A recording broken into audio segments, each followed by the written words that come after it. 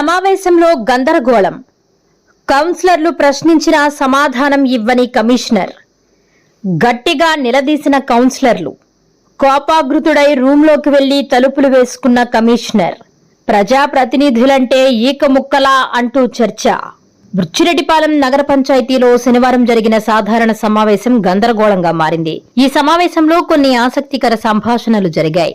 వార్డుల సమస్యల పరిష్కారం కోసం కౌన్సిలర్లు ఫోన్ చేసినా స్పందించడం లేదని సమావేశంలో కమిషనర్ను నిలదీశారు. గత కమిషనర్ చంద్రశేఖర్ రెడ్డి ఇచ్చిన పనులకు బిల్లులు ఇవ్వాలని కౌన్సిలర్లు కమిషనర్కు విజ్ఞప్తి చేశారు.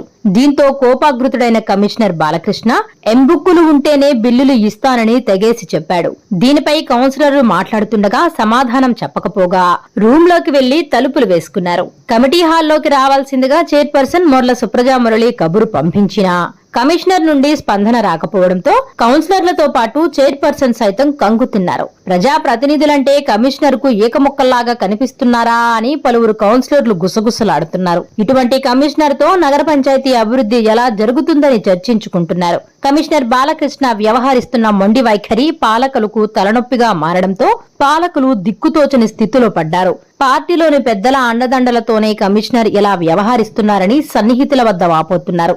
కమిషనర్ వ్యవహరిస్తున్న తీరును ఎమ్మెల్యే దృష్టికి తీసుకువెళ్లేందుకు పలువురు కౌన్సిలర్లు సన్నద్దమవుతున్నట్లు తెలుస్తోంది. కౌన్సిలర్ల ఫిర్యాదును ఎమ్మెల్యే ప్రశాంతి రెడ్డి పరిశీలిస్తారా లేక తిరస్కరిస్తారో కాలమే సమాధానం చెప్పాలి.